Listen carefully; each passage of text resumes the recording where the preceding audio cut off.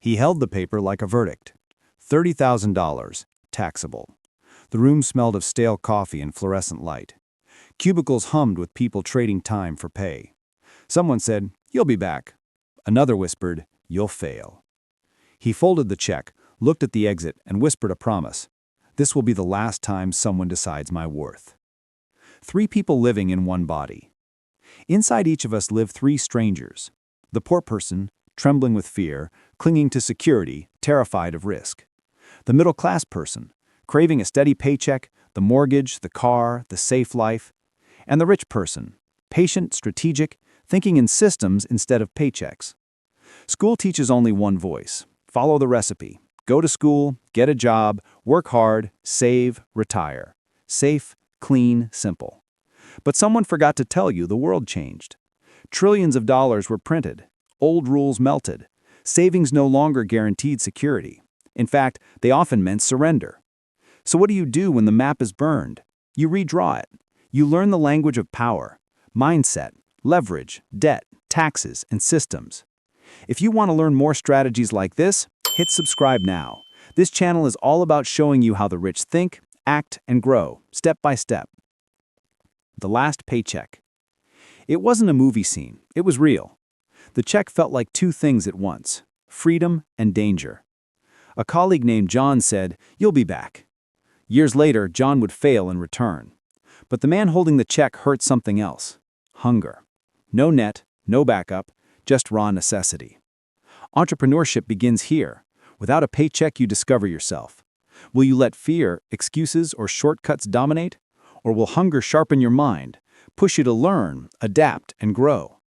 Rich people don't romanticize comfort. They study discomfort. They use pressure to get stronger, not bitter. The new rules. The old formula, study, work, save, retire, is not wrong, it's just obsolete. Money stopped being backed by gold in 1971. Inflation quietly erodes savings. Taxes climb. Cash in the bank loses value every year. 2 things happen when governments print: inflation and higher taxes. Who benefits? Not savers, not employees. Only those who understand leverage, debt, and systems. They borrow to buy assets that produce cash flow. They structure income strategically to be tax advantageous. They use banks, not as traps, but as tools.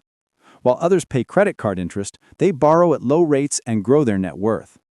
Debt and taxes make the rich richer. They make the poor poorer. Yet most people still cling to the old system, thinking hard work and savings are enough. Not all business owners are entrepreneurs. There are millions of small business owners. Most work longer hours and pay higher taxes than employees. Why? Because being self-employed is not the same as being an entrepreneur. Entrepreneurship is a mindset, a system. It's building assets that produce income even while you sleep. Most small business owners are just self-employed, trading hours for dollars, managing everything themselves, paying taxes like a toll. That's not freedom. That's a job disguised as business. The real entrepreneur thinks in 2 economies: the external economy, messy, unpredictable shifting; the internal economy, your focus, mindset, skill, and resilience. When the external economy collapses, the strong internal economy sees opportunity. They pivot. They don't beg, they create. Control inside. Control your inner economy. Most people think job security defines them. When a job disappears, they panic. Your identity must be broader: a learner, a creator, a solver. That's internal focus. That's control. That's freedom. The moment you accept a paycheck as the ultimate measure of value, you allow someone else to control your life. But the entrepreneur learns money should work for you, not the other way around. They create systems, buy cash-flowing assets, and structure income strategically. They don't work for money, they make money work for them. Failing forward. You will fail. Everyone does.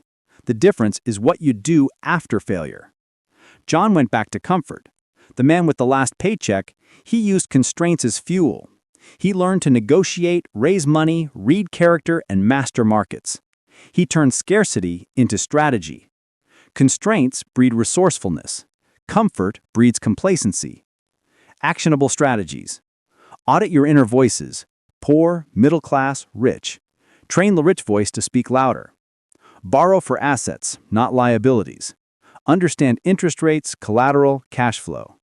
Build systems, not tasks. Automate where possible. Start small, fail cheap. Learn, scale, repeat. Study taxes as tools. Structure income intelligently.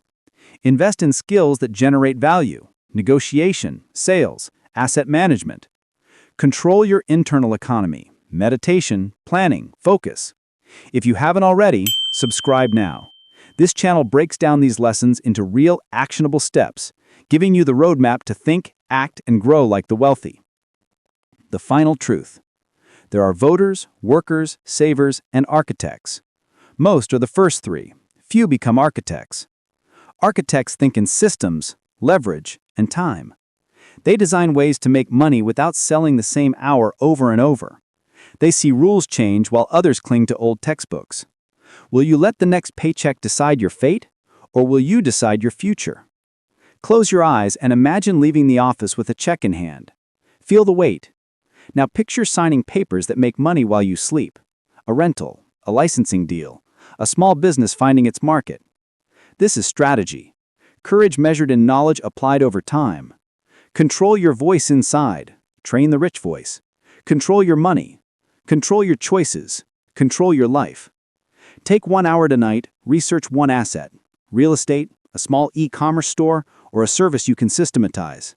Don't just watch, act.